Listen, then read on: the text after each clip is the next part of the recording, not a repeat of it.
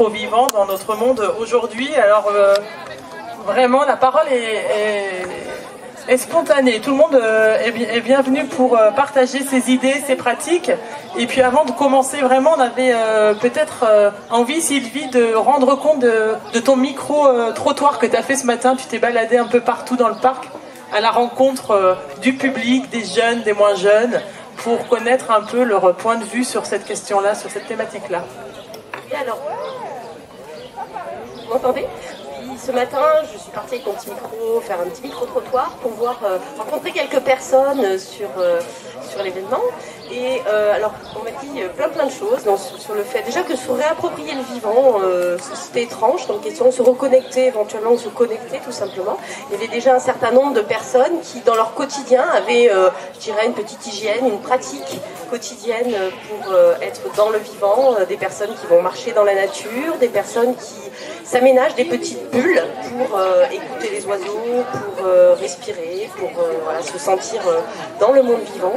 Alors on m'a souvent dit que c'était pas si simple parce qu'on vivait dans un écosystème finalement, notre écosystème humain est très artificiel et qu'on oubliait parfois le vivant autour de nous.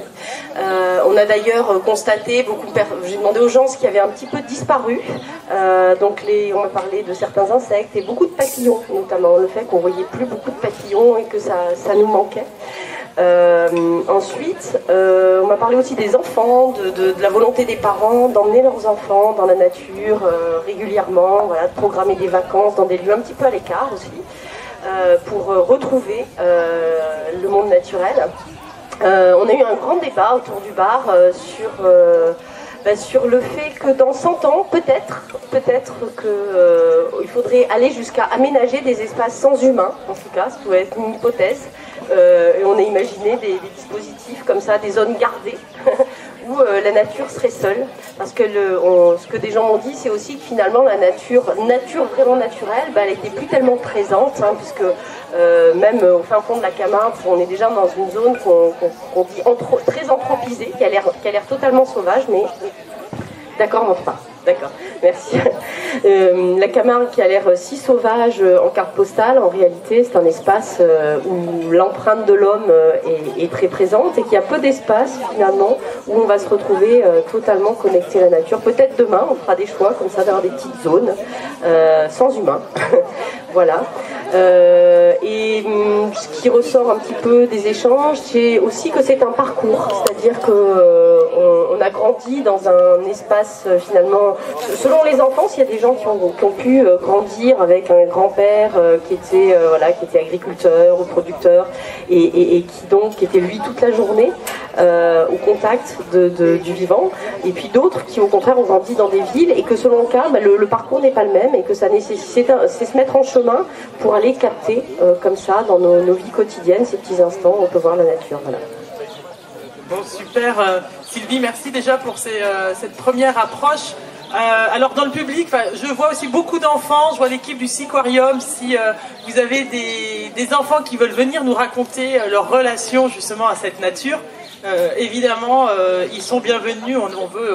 On adore les paroles d'enfants, donc qui n'hésitent pas à nous rejoindre sur les ballots de paille juste pour prendre la parole au micro. Alors autour de nous il y a déjà des personnes qui ont peut-être leur idée. Il y a Patrick, Catherine et Julien de la compagnie Artemia Salina qui vous ont emmené ce matin à travers le parc, qui vont aussi nous raconter peut-être de manière un peu plus humoristique cette relation. Il y a Aurélie que vous pouvez rencontrer sur le parc qui elle propose ses jus de fruits, mais qui vient nous raconter aussi, qui va nous peut-être nous donner des idées de comment on reste connecté. Il y a Anne-Marie de la MAP, plein de gens qui peuvent témoigner de leur pratique. Alors je me lève, ça va être plus simple. Dans un premier temps, qui veut peut-être prendre la parole en premier pour nous donner une idée d'une pratique? Comment on reconnecte aujourd'hui, ou on reste plutôt connecté, on reste en relation avec la nature? Et il y a Catherine. Donc Catherine, elle fait partie de la compagnie Artemia Salina et je suis très contente, Catherine, finalement, de te donner le micro. Merci, comme ça sera fait.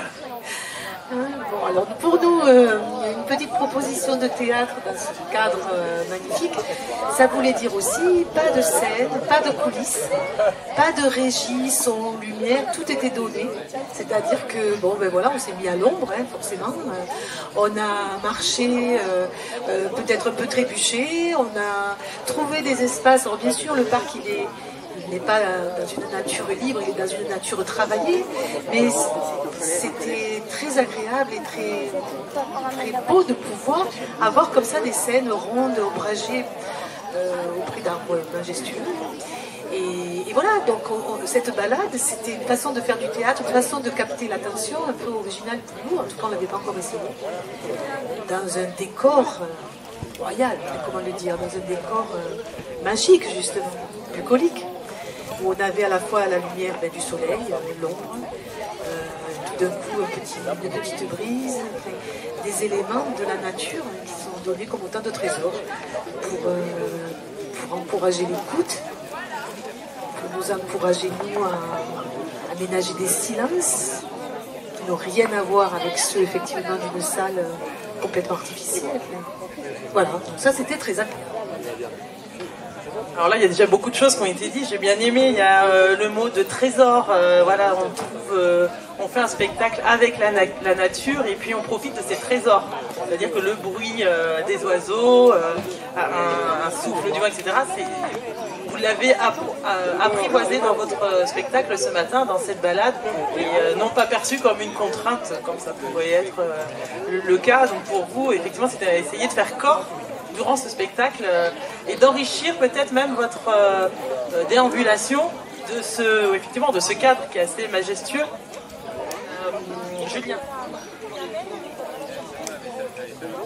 Oui, alors au-delà de cette déambulation bucolique, en fait, on voulait aborder de manière légère de choses sérieuses.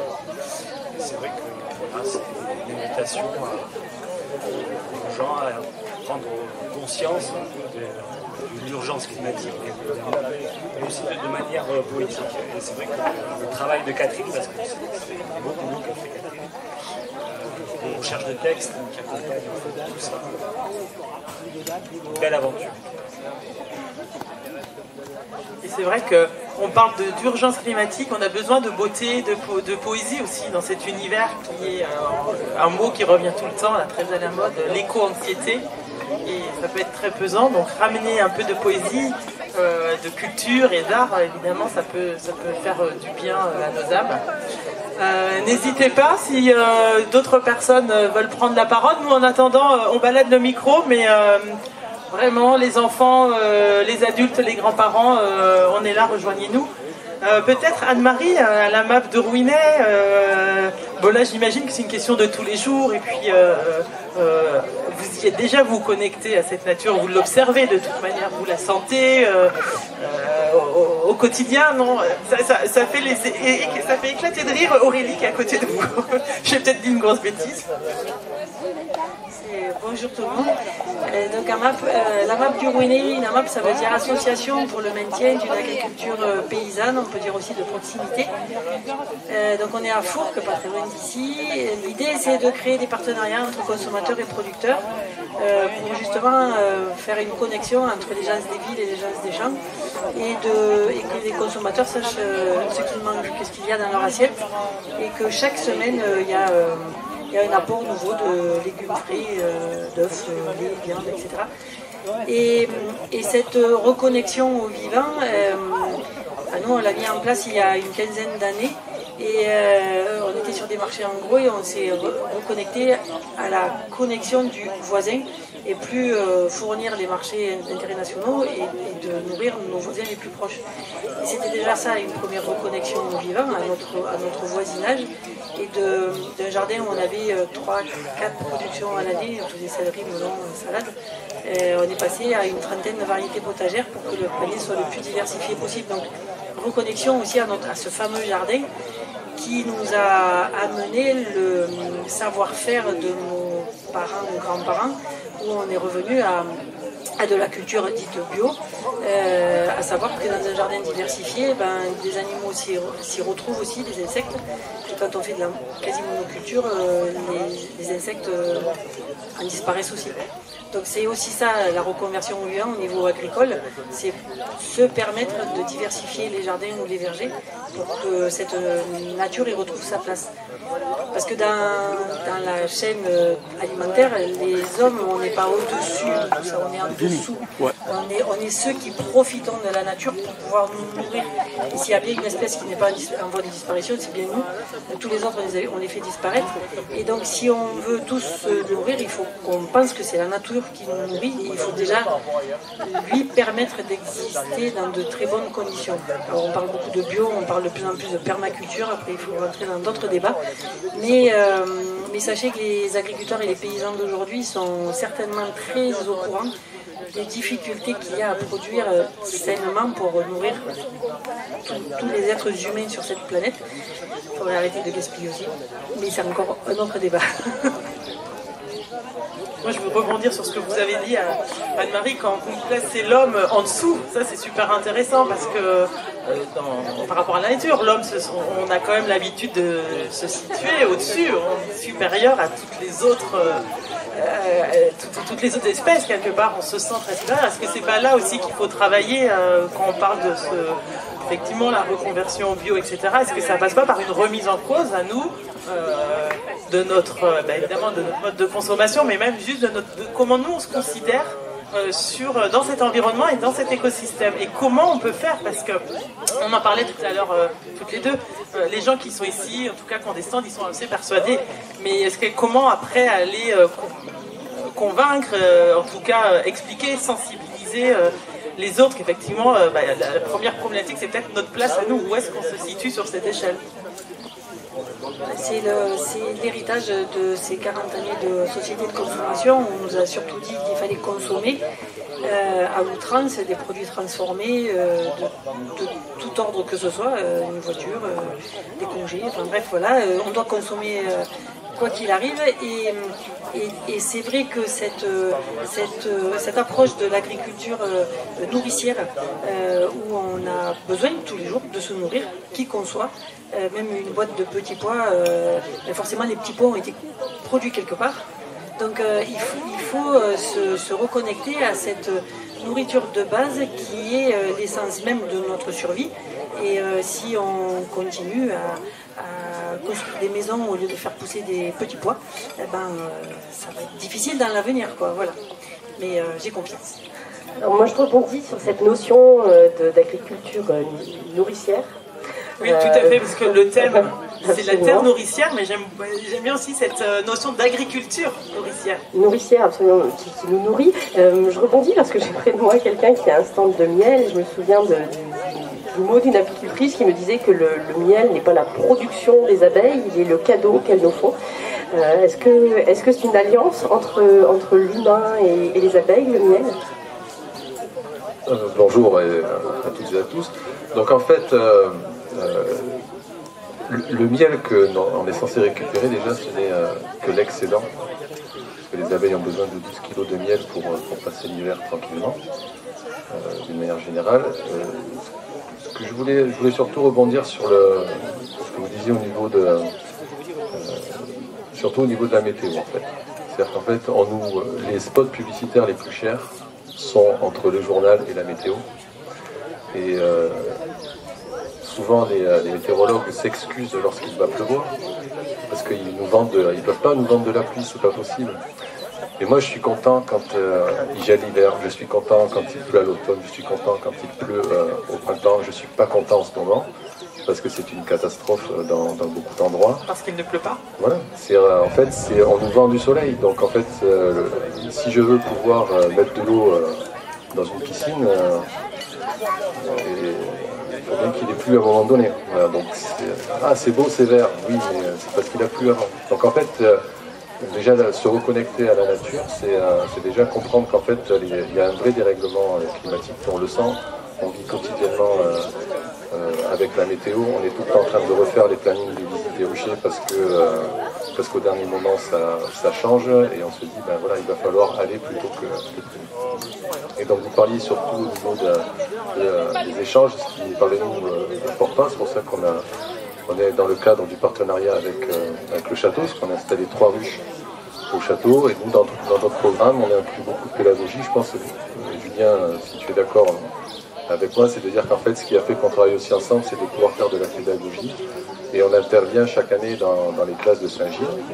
Et je pense que moi je vais avoir 50 ans, donc la société de consommation dont vous parliez, je suis en plein dedans, mais c'est difficile à changer pour nous. Par contre les enfants, eux, sont vraiment intéressés et les resensibiliser au niveau de la nature, je pense que c'est vraiment fondamental. Voilà. Et le dernier point, parce que je sais que je suis très bavard, c'est, vous parliez des papillons, on a perdu, les études montrent qu'on a perdu en moins de 30 ans plus de 80%, entre 73 et 75% de la masse des insectes volants en Europe. Et vous parliez des insectes volants, voilà, tous. Et vous parliez d'espaces préservés. Les études ont été faites dans un espace naturel, notamment en Allemagne, donc soi-disant préservé. Et c'est à cet endroit-là où il n'y a normalement pas d'impact de l'être humain, il en manque 75%. Voilà. Merci pour ce témoignage, et effectivement le rapport avec la météo et les spots publicitaires qui nous vendent un confort de vie juste avant et vendu des millions, effectivement ça peut faire réfléchir. Il y a des enfants qui sont assis là sur le pas. Est-ce que vous voulez nous parler, vous, de votre rapport à la nature? C'est peut-être. Alors Sylvie s'approche. Moi, avec ma copine Clarisse, on essaye de faire un nettoyage dans la cour de récréation. Très souvent, par moment, on prend... Ouais, on peut l'applaudir. Tu t'appelles comment? Louise. Donc Louise était en quelle classe? C1. Et donc tu nettoies régulièrement la cour de ton école? Avec Clarisse, oui, c'est ma meilleure amie. Et je l'ai sensibilisée en CP à peu près. Et on nettoie par moment, j'amène mes gants à l'école et... toutes les deux, on nettoie un petit peu derrière les arbres de la cour. Puisqu'il y a souvent beaucoup de déchets. Alors, est-ce qu'on peut savoir, qu'est-ce qu'on trouve dans... Le plus régulièrement, c'est les emballages des gâteaux, des goûters et tout ça. Mais après, on trouve aussi des masques. Les fameux masques? Et on en parlait hier avec une petite fille aussi. On en trouve des masques et on en trouve des mouchoirs, des compotes, plein de choses. Et avec notre classe, on réutilise les compotes pour faire de la glace pour les blessures et les bosses. Super, mais, merci pour ces gestes et ces initiatives qui vont peut-être donner d'autres idées. Il y a d'autres enfants là autour de nous, donc bravo pour ça. Est-ce que d'autres personnes, est-ce que d'autres enfants veulent prendre la parole? Tu veux parler de ton rapport à la nature? Non.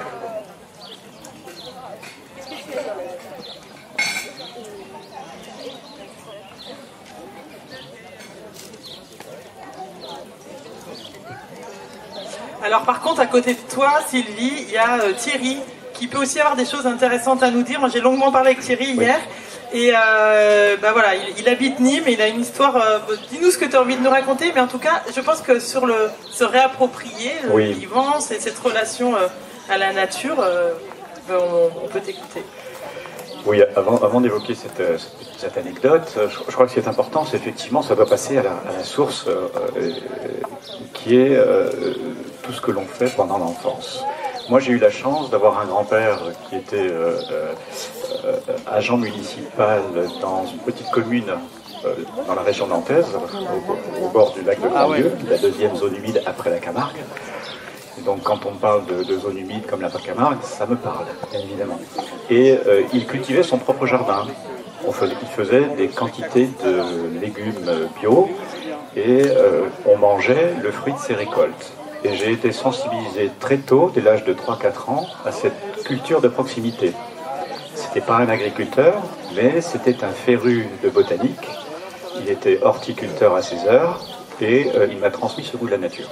ça t'a marqué, c'est ce que disait notre ami apiculteur, j'ai pas votre prénom, Christophe, sur l'importance d'éveiller les jeunes consciences, parce que ça marque, ça fait des souvenirs et ça nous marque pour la vie. Et là, il y a la petite fille qui vient de Louise, qui vient de nous raconter que finalement, la première réflexion qu'elle a dans son rapport à la nature, c'est de ramasser les déchets. C'est une chose importante. Mais c'est une conséquence de l'activité humaine. Et c'est vrai qu'il y avait un déchet qu'on ne trouvait pas dans la nature avant le Covid-19, c'était le masque. Et on a vu avec quelle rapidité ce déchet s'est répandu dans l'environnement. Donc, par inconscience ou par des phénomènes naturels comme le vent, hein, les poubelles s'emportent. Et donc, ce rapport, alors, moi j'ai un stand à l'entrée, n'hésitez pas à aller vous balader, c'est un îlot de fraîcheur, en fait c'est un espace de détente et qui crée du lien. Donc, alors vous ne pouvez pas le manquer, il est à l'entrée du parc, magnifique en bois, avec des stores, il y a des fleurs, il y a des petites gouttes, c'est super. Et la réflexion qui m'a mené à ce produit-là, ça a été de dire, dans les centres-villes urbains extrêmement denses, où on bétonise et on continue à bétoniser, on veut préserver l'extérieur des villes et les campagnes, ce qui est tout à fait normal, et donc on surcharge finalement la ville. Et on ne pense pas forcément à respecter le vivant, les arbres, parce qu'on fait partie de ce vivant, et les arbres en font partie. Et donc, pour ne pas se déconnecter de la nature dans un centre-ville dense et bétonisé, minéralisé, eh bien, il est nécessaire de se reconnecter à des îlots de nature. Alors, bien évidemment, l'îlot de nature essentiel, c'est la microforêt, c'est l'arbre, c'est la végétation naturelle.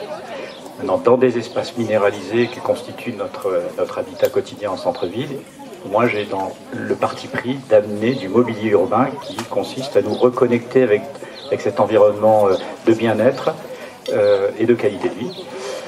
C'est un parti pris, hein, il n'est pas là pour remplacer la nature, mais c'est aussi pour un éveil, voilà, parce qu'on voit qu'il y a urgence parce que tout le monde n'a pas cette culture, et on a tous été enfants avant d'être adultes, et il y a aujourd'hui des trentenaires qui ne respectent rien. J'en connais quelques-uns, sans avoir à les citer, et aujourd'hui, certains promoteurs détruisent des îlots de fraîcheur d'arbres presque centenaires en centre-ville de Nîmes pour faire un immeuble de 12 mètres en béton, sans même intégrer une dimension paysagère. Je ne m'oppose pas, moi, à ce qu'il y ait des constructions en centre-ville. Mon parti et ma réflexion, elle est de voir comment on peut créer ma démarche de création quotidienne. Et quand j'ai créé ma société il y a 15 ans, en 2008, eh bien, dans un contexte très difficile de crise financière d'ailleurs, eh bien, la réflexion était de se dire comment on allait réinventer un modèle économique basé sur un principe de bioéconomie qui est le respect humain et le respect du monde vivant. Voilà. Je me suis posé en 2008, j'ai changé de paradigme et j'ai regardé mes trois filles qui avaient à l'époque 16, 13 et 8 ans et je me suis demandé qu'est-ce que j'allais faire demain pour elles. Voilà. Et depuis une quinzaine d'années, je réfléchis sur une thématique qui est l'habitat touristique en milieu aquatique et j'ai beaucoup travaillé sur la notion de l'eau et l'illustration que vous avez d'aménagement d'îlots de fraîcheur avec un peu de verdure, c'est pas et avec l'eau, c'est justement pour se reconnecter à ces deux données essentielles qu'est le vivant et l'eau dans des milieux très denses et bétonisés. Merci pour ces explications et ces mots. Alors, le temps passe un petit peu. Il va y avoir à 14h une conférence que je vous invite, une conférence gesticulée que je vous invite vraiment à suivre, qui va être très intéressante. Mais peut-être avant de se séparer, Aurélie, on parlait ensemble tout à l'heure. Je disais, mais toi, c'est quoi tes trucs pour être plus ou moins en phase? Alors, c'est très très personnel, mais tu peux peut-être nous dire comment toi, tu pourrais répondre à cette question, être en phase ou essayer de se connecter avec notre environnement. Oui, bonjour à tous. Alors c'est très personnel, donc ça ne concerne que moi, mais ça peut peut-être donner... ça peut peut-être donner des idées ou... c'est parce que je l'ai vécu récemment, j'ai dû partir une quinzaine de jours dans les Pyrénées espagnoles. Et je suis partie en véhicule, tout simplement, aménagé vite fait. vous pouvez avoir des véhicules aménagés très bien faits. Un super camping-car, Guillaume-Tacar, Peu importe, super connecté, dernière génération. En fonction des moyens de chacun. Mais du coup, du fait de devoir vivre, alors j'étais pas dans des campings évidemment, j'étais pas chez quelqu'un. Bon, c'est pas d'aujourd'hui que je fais ça, mais simplement de se retrouver du coup, à devoir se trouver des endroits où pouvoir rester, solutionner la problématique de l'eau potable ou de l'eau pour se laver, sans électricité, puisque c'est pas, j'ai pas vraiment d'électricité. On change de rythme en fait, on revient au rythme naturel du jour et de la nuit. Et on revient aux contraintes que, du coup, là, c'est plus du béton ou un milieu urbain qui nous impose des contraintes, c'est cette fameuse nature, plus ou moins modifiée en fonction de là où on se trouve. Et comme on est en rupture avec les rythmes de notre quotidien quand on vit chez soi et quand on travaille, notamment, on a du temps. On a du temps pour aller parler avec les arbres et apprendre leur langage, par exemple. On a du temps pour observer ce qui se passe dans la végétation, dans les cours d'eau, dans les forêts, dans les montagnes, un peu partout. Et ça fait un bien énorme. Voilà, c'est tout simple et c'est donné à chacun d'entre nous de ressentir ces choses-là. Alors, dernière petite question, Aurélie, avant de donner la parole à Marine. Et si c'est trop personnel, on ne répond pas, mais quand on est comme ça, finalement, un peu contraint de trouver des solutions, est-ce qu'on se sent petit? Est-ce que tu as eu le sentiment de dire vraiment, finalement, c'est compliqué de connecter avec cette nature et de trouver des réponses? Est-ce qu'on se sent plutôt satisfait aussi d'avoir quitté notre confort avec l'eau chaude, le lit confortable, etc. Comment toi, c'est très personnel, c'est du ressenti, c'est pour ça qu'il n'y a pas d'obligation de réponse, mais je trouve que c'est intéressant d'essayer de... Je peux y répondre sans que ce soit personnel, parce que tout dépend de la personne que vous êtes, de là où vous vous rendez, de la saison à laquelle vous vous y rendez. Si tu viens en camion dans les Alpes au mois de janvier, ça va être très compliqué, quoi. C'est sûr. Bon là j'étais à une période, c'est le printemps, il faisait ni chaud ni froid. La végétation était en pleine effervescence, il y avait de l'eau partout qui coulait dans les rivières, dans les torrents, etc. C'était pas très difficile. Il faut juste s'en accommoder et bien sûr choisir le lieu, l'endroit, la saison. Et d'avoir tous les sens en éveil aussi. Il faut être observateur. Voilà, il faut être observateur et puis parler avec les gens. Parler avec les gens du coin. Te permettre d'aller dans les lieux qui répondent. Parce que on parle de. Là, il s'agit de trouver des solutions pour répondre à nos besoins en tant qu'humains. Voilà. C'est pas toujours un problème, c'est juste qu'il faut trouver la solution. Reconnexion à la nature et à l'humain, savoir se parler effectivement les uns aux autres. Alors Sylvie, est-ce qu'on a encore Marine qui m'a des discussions qui m'avait dit un jour, je me souviens, j'ai peut-être de plus en plus de mal avec les humains. Donc Marine peut-être plus en mode finalement confort dans la nature. Ah oui, moi plus je vieillis et plus je me sens plus en sécurité dans la nature que dans la ville en fait. Alors on va pas faire le sondage, mais tu n'es peut-être pas toute seule dans ce cas-là. Et plus on est en lien et plus on se sent mieux, enfin, plus en sécurité dans la nature. Mais par contre, moi ce que je remarque, c'est que dans la ville, il y a aussi la poésie des plantes de la nature dans la ville. Et moi je crois que ça c'est quelque chose qui me touche vraiment parce que du coup c'est des plantes qui à sortir dans des endroits qui sont tellement rudes. Et moi c'est quelque chose qui m'émerveille. La force qu'a la nature pour quand même venir, alors on les appelle les mauvaises herbes, en général c'est sale. En général des fois les services propreté voilà. Pour les arracher. Mais quand on pense quand même à ce qu'elles font quand même pour aller planter leurs racines entre deux rochers ou entre deux pavés ou de passer à travers le béton, moi je dis chapeau, voilà. Mais du coup je voudrais parler aussi de mon expérience en tant que mère, parce que j'ai une fille qui est un petit peu plus grande que la petite, qui a commencé un petit peu comme la petite fille, qui maintenant nettoie les rivières quand on va se baigner, et qui veut même faire des choses, maintenant mettre des étiquettes sur les emballages dans les supermarchés, enfin bon voilà. Et je crois que voilà, une militante Nico. Mais c'est vrai que les enfants, ils sont curieux, ils ont envie. Et du coup, c'est important de ne pas couper cet élan. Surtout que eux, ils ont aussi ce qu'on appelle l'éco-anxiété. Donc nous, en tant que parents, c'est comment on fait pour leur montrer la joie aussi d'être en lien avec la nature. On attend les premières fraises et on peut faire un vœu, on attend... Enfin voilà, il y a ce rapport aussi joyeux au rythme de la nature, parce qu'à force d'entendre... Enfin, moi je me dis, cette génération quand même qui entend que tout il est détruit, c'est eux qui vont reconstruire et qui vont continuer et qui vont faire le nouveau monde. Donc on a tout intérêt à leur montrer la joie aussi d'être en lien avec la nature.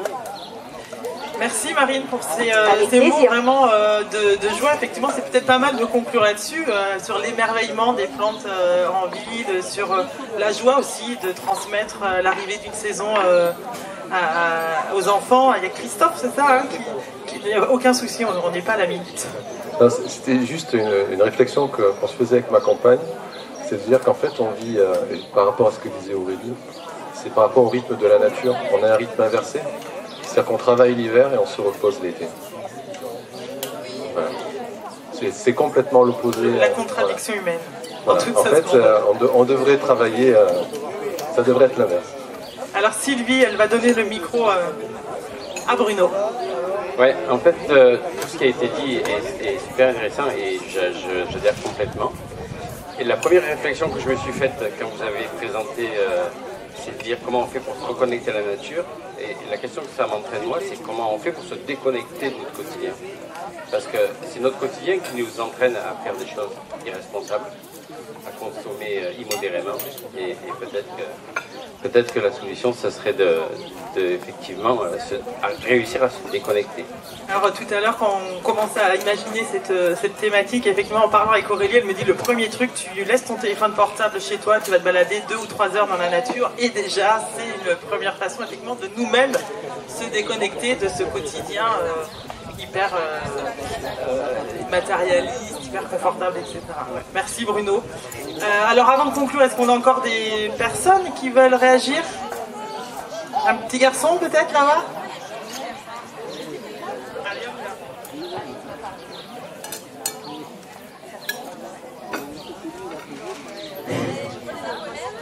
Bonjour, en fait, moi j'ai un super copain qui est très bizarre, mais je l'aime bien. C'est le cas, ouais. C'est pas facile, hein, Est-ce que ta maman veut l'aider?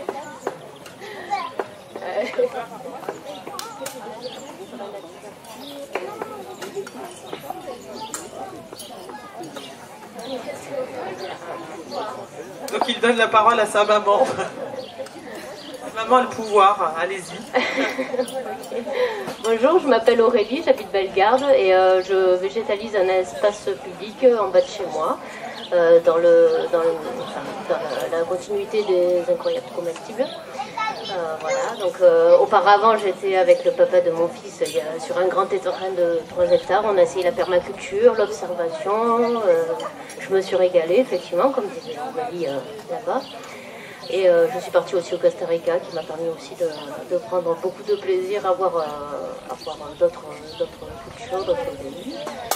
Et voilà, donc, juste, je rebondis à ce que vous avez dit au départ, un peu comme incroyable comestible, mais aussi quand vous dites je revégétalise un espace public, juste en pratique, vous appelez le maire et vous lui dites j'ai envie de planter des graines dans cet endroit, ou vous le faites comme ça de manière citoyenne, et on n'est pas obligé de passer par la mairie pour dire moi j'ai envie de planter 3 graines ici. C'est un acte militant, c'est légal, illégal, racontez un petit peu. Oui, alors à la base je me suis dit je vais leur demander et s'ils m'accordent tant mieux, s'ils ne m'accordent pas je le ferai quand même. Voilà, donc je leur ai demandé.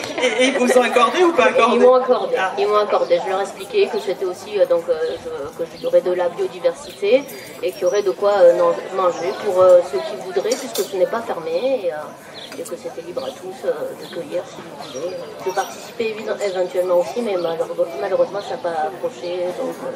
En tout cas, c'est des mouvements qui s'enracinent un petit peu dans les grandes villes, effectivement, les incroyables comestibles. Oui. On en trouve un petit peu partout. Sylvie, je te laisse le mot de la fin. C'est un petit peu difficile quand même. Alors peut-être simplement donner des petits conseils pour se reconnecter à la nature, effectivement pour ceux qui sont en milieu professionnel. Dernièrement, ce qu'on nous a fait faire, c'est s'arrêter de parler pour essayer de compter le nombre d'oiseaux qui chantaient. Donc parfois faire des réunions, sortir tout simplement des bureaux, aller faire un petit tour, même en ville d'ailleurs, et essayer de fermer les yeux et de reconnaître, de compter les oiseaux. Tout simplement pour se rendre compte que même au plein cœur de la nature, comme ça a été dit tout à l'heure, enfin, au plein cœur de la ville, comme ça a été dit tout à l'heure, il y a des espaces de nature, des micro-espaces de nature qui essayent de se frayer en chemin, et on peut commencer déjà par essayer de les voir et de les entendre. Observer, écouter, sentir. Bien, merci. J'en profite pour annoncer la conférence gesticulée de la fourche à l'assiette, il me semble. J'ai peut-être un petit problème sur le titre, qui a lieu à 14h et qui s'annonce vraiment super. Ce sera ici à l'espace Agora. Et on vous propose un deuxième temps de réflexion aux alentours de 16h sur les actions qu'on peut mener. Faut-il lutter ou faut-il agir dans le système actuel pour essayer de faire bouger les lignes? Donc ce sera à 16h. Et d'ici là, Sylvie risque de passer avec son micro pour vous interroger si vous avez des choses à dire. Merci à tout le monde en tout cas. Merci.